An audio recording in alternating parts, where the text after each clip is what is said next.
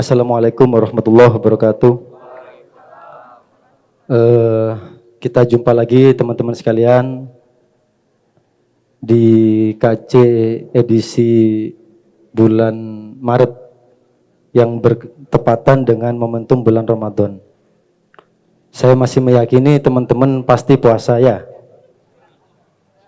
Karena seumur-umur sepertinya memang puasa Mas ya.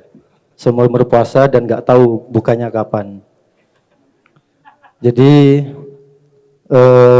alhamdulillah kita masih diberikan kesehatan, masih diberikan umur yang cukup untuk kita dapat berjumpa lagi di edisi KC malam hari ini. Dan kebetulan KC edisi sekarang hari ini kita mengangkat tema Inverted Indonesia. Mungkin teman-teman juga sudah melihat di website KC. Di situ ada rilis mukaddimah, prolog mukaddimah Kenduri Cinta dengan judul yang sudah tertera. Dan tadi juga sudah dibuka, dialasi sama teman-teman di awal. Tadi seingat saya ada Mas Pram, ada Mas Munawir, ada Mas Rizal, dimoderasi sama Mas Rizal tadi, sama Mas Faras juga. Tadi sih samar-samar saya juga mendengar dari belakang, cukup menarik. Jadi mungkin teman-teman ada yang bertanya barangkali, mukaddimah kok hari ini wajahnya relatif baru-baru Mas Tri barangkali. Mungkin ada pertanyaan itu. Terus yang barangkali ingat mengamati Mas Rizal edisi sebelumnya bertindak selaku sebagai narasumber, kok hari ini dia ada di posisi moderator, memoderasi acara. Ya itulah teman-teman, seperti yang sudah kita ingatkan berulang-ulang bahwa kita di sini bersepakat bahwa forumnya adalah forum terbuka, forum yang merdeka, forum yang bebas, tentu dengan kesepakatan-kesepakatan, aturan yang tidak tertulis, tidak terikat. Jadi kita bisa menjadi siapa di panggung ini, monggo kita bebas. Selama mampu bertanggung jawab atas peran yang diemban, atas peran yang dipegang, dan seterusnya. Oke, teman-teman, sebelum kita undang para narasumber untuk membersamai kita di panggung malam hari ini, jadi saya tadi tuh dicolek sama teman-teman. Ternyata teman-teman Kenduri Cinta makin kesini juga makin up to date. Jadi kita mencoba untuk, kalau falsafah kami itu kita menemani yang menang dan menemani yang kalah. Jadi entah dari kemarin teman-teman ada yang mencoblos atau tidak mencoblos, itu hak daulat teman-teman. Ada yang mencoblos 01, 02 dan 03 sama, itu juga daulat teman-teman. Bertanggung jawab atas pilihannya masing-masing. Ya meskipun sementara ini menurut hasil quick count, teman-teman 01 lagi berkumpul di pojokan menangis bareng-bareng. Begitupun 03. Yang 02 siap-siap mendapat pertanyaan Allah di akhirat kelak. Jadi kita sudah diingatkan berulang kali sama Mbah Nun, sama Cak Nun. Jadi amanah itu jangan dicari, jangan dikejar. Amanah itu bahkan kalau versinya Mbah Nun, melamar-lamarkan diri, mengejar amanah itu haram hukumnya. Ini kalau di Ma'iyah, Mbah Nun punya pemahaman atas nilai itu.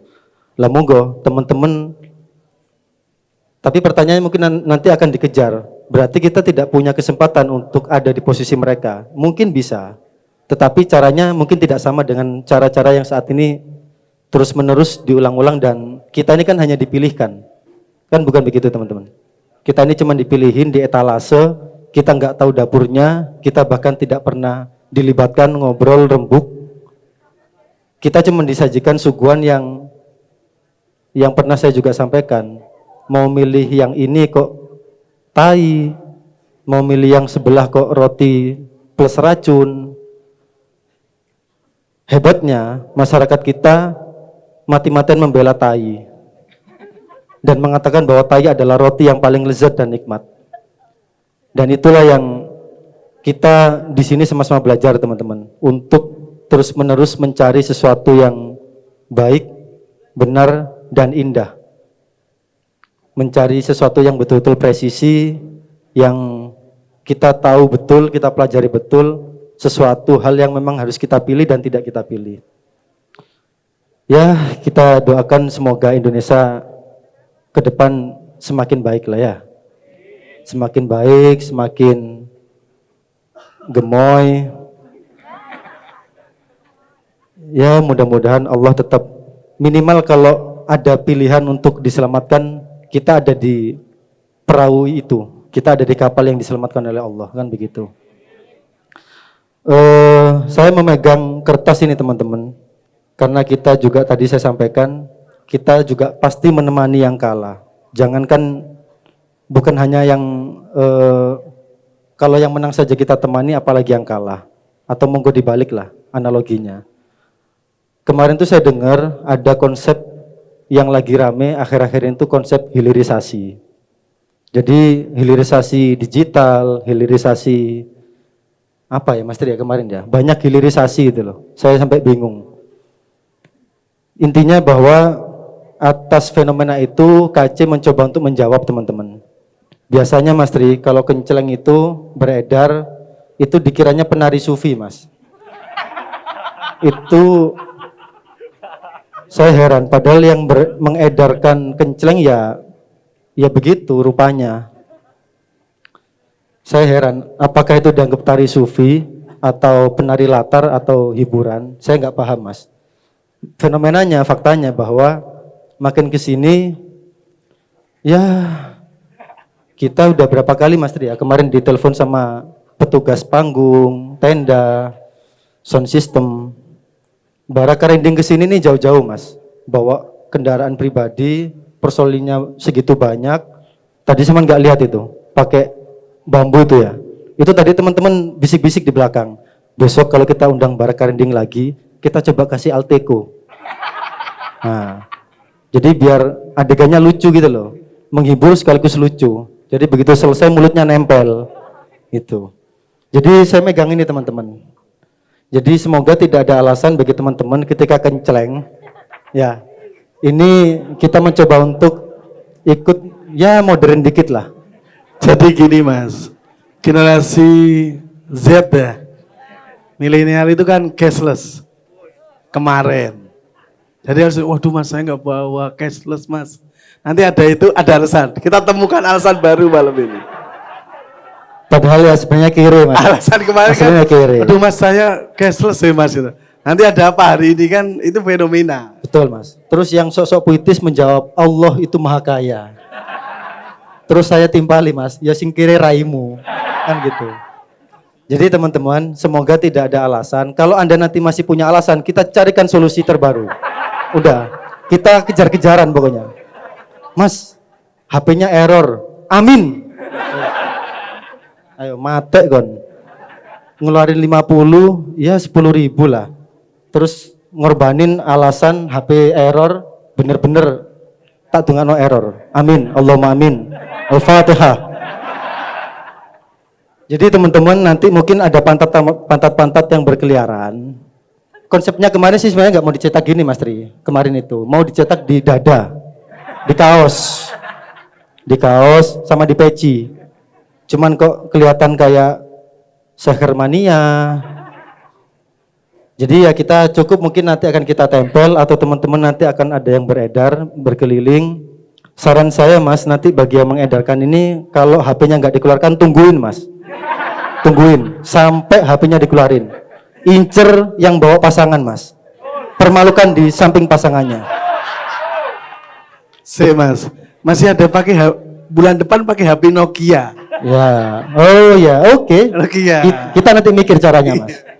Kita carikan solusi nanti. KC kok dilawan.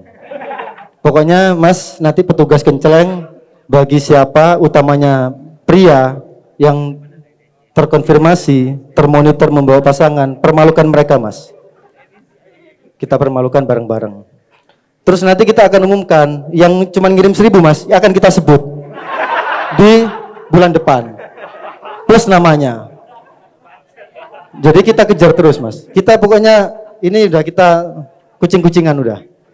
Alhamdulillah ya, jadi pondasinya sudah kita perkuat. Jadi mengutip dari Mas Sabrang tadi bahwa sumbu apa yang dipakai itu menjadi tolak ukur. Tadi Mas Sabrang menyinggung bahwa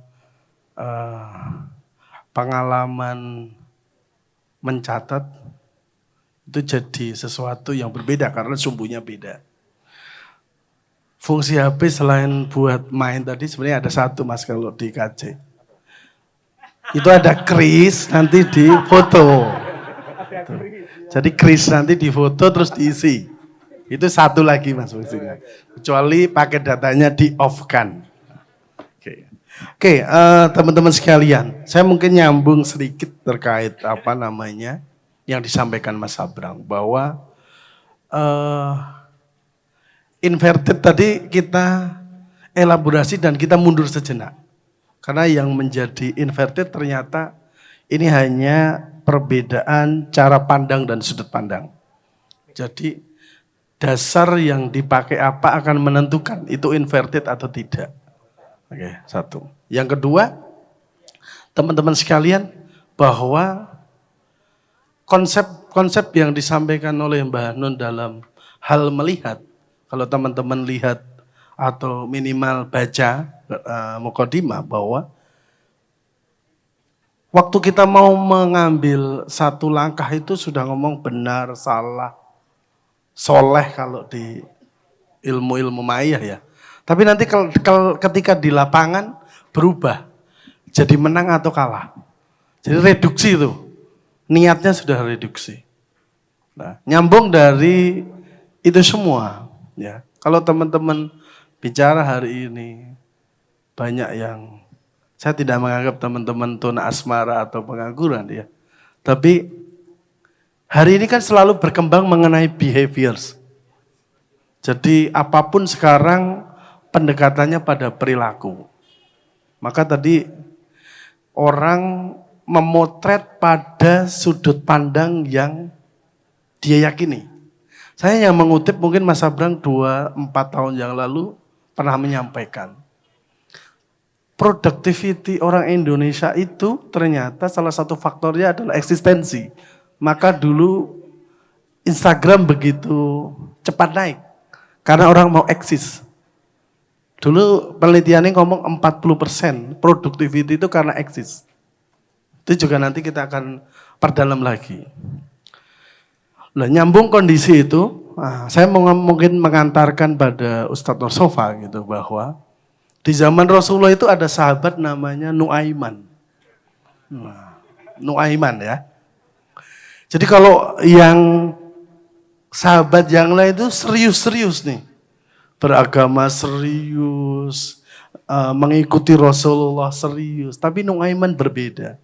Nuaiman itu punya, kalau dalam bahasa saya tadi adalah, atau POV saya adalah, itu invertednya para sahabat. Sahabatnya ke kanan, Nuaiman ke kiri. Sahabatnya enggak mabuk, Nuaiman mabuk. Tapi satu peristiwa yang menurut saya berkesan adalah, mungkin Nuaiman lah yang membuat Rasulullah tertawa sampai kelihatan giginya. Tema hari ini kan Inverted Indonesia. Dari tema ini ternyata malam hari ini kita diskusi panjang banget ya. Kalau tadi misalkan Bang Hensat sedikit mengulik tentang 50% persatu segala macam tadi di awal itu ada yang menggugat Bang Hensat. Nggak setuju one man one food. Ya, karena nggak mungkin suaranya seorang petani sama dengan suaranya seorang dosen gitu. Tapi di demokrasi mau nggak mau kan kita seperti itu. Artinya memang mungkin harus ada yang dirubah dari situnya. Nah, tapi kan memang tadi yang disampaikan Mas Sabrang prosesnya panjang segala macam gitu ya. Tadi Habib sempat menukil ayat watawasau bil haq watawasau bil sabr. Jadi ketika kita juga memperjuangkan kebenaran, ya kita juga harus siap dengan kesabaran itu tadi. Ya kita harus sabar gitu loh, sabar gitu. Menurut saya puasa ini juga menjadi satu metode tersendiri. Cak Nun sendiri kan menulis dalam bukunya di Tuhan Pun Berpuasa itu kan bagaimana kurang lebih seperti ini. Puasa itu melatih kita untuk menidakkan yang iya, menidakkan yang seharusnya iya gitu loh. Kita melatih untuk yang sebenarnya kita boleh melakukan, tapi kita melatih diri untuk menahan diri, membatasi diri gitu ya. Sehingga jadi metode tersendiri, jadi pembelajaran tersendiri bahwa puasa memang ya pelajaran tentang batas itu tadi gitu. Kalau tadi Bang Hendri Satrio mengatakan demokrasi melelahkan, Mayah pun juga melelahkan sebenarnya gitu loh. Tetapi kan kita setia di sini. Kita setia. Padang Bulan sudah 30 tahun, Kenduri Cinta ini sudah tahun ke-24 dan kita akan terus berjalan gitu loh. Memang belum tentu kita akan ketemu atau kita akan sampai pada titik yang ideal. Kalau kita ngomong tentang Indonesia, kita ngomong tentang politik ya. Memang tentang meritokrasi pun kita belum sampai di situ ternyata gitu loh. Karena kalau tadi Bang Hensat ngomong kita harus berpikir ulang tentang kriteria kepemimpinan nasional, apakah kita akan tetap pada 50+1, itu kan bahasa yang halus. Karena seharusnya memang sudah harus terjadi revolusi gitu loh. Tapi revolusinya kan nggak bisa mungkin seperti 98 misalkan tadi Bang Hensat cerita tentang reformasi gitu ya, mencuplik sedikit tentang reformasi. Bagaimana 98 revolusinya people power, digerakkan massa.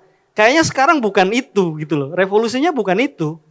Mungkin dengan forum-forum seperti ini gitu ya. Makanya kenapa kita setia di sini adalah ya kita terus mencari gitu loh. Kita nggak peduli kemarin 01, 02, 03 kok gitu. Mas Abrang tadi udah ngomong bahwa kita harus punya kriteria minimal kita sudah tahu kemana arahnya dulu. Bagaimana ke depannya? Ya kita akan terus berproses gitu loh. Wong nyatanya sekarang kalau kita jangankan ngomong presiden, caleg pun sebenarnya kita kan nggak punya kebebasan memilih. Karena calon anggota legislatif orang-orang yang sudah diseleksi dulu oleh partai. Dan untuk masuk ke situ udah caranya udah beda juga kan Bang Hensat. Bukan cara yang ini orang yang layak jadi anggota legislatif gitu loh. Makanya ketika yang dari bawah pun tidak sesuai caranya, tidak baik caranya ya kita nggak bisa berharap lebih ketika calon pemimpin yang nasional ini juga tidak melewati cara yang sama gitu loh. Karena proses dari tadi yang di Dewan Perwakilannya juga udah nggak bisa kita filter, kita nggak punya kemerdekaan untuk memfilter itu karena kita hanya akan memilih mereka yang sudah dipilihkan. Ya sama akhirnya. Presidensial threshold pun akhirnya membatasi itu. Kita hanya memilih pilihan dari koalisi partai yang memenuhi presidensial threshold gitu loh. Memang masih jauh untuk ke sana, tapi setidaknya yang tadi Mas Abrang sampaikan bahwa minimal kita harus punya kriteria dulu gitu loh. Dan tadi yang saya garis bawahi dari Bang Hensat adalah kita sudah memilih, maka kita harus berani untuk menegur pemimpin yang kita pilih. Mungkin itu sedikit tambah dari saya. Oke, makasih Mas Fahmi. Jadi paling simpel itu kalau di Ma'iyah yang kita sering dengar, belajarlah soal metode kepemimpinan itu dari filosofi orang sholat. Tadi juga Habib Ja'far menegaskan itu teman-teman. Jadi parameter yang ada dalam memilih pemimpin sholat itu kan carilah yang paling sepuh, yang paling tua. Yang kedua carilah yang fasih bacaannya.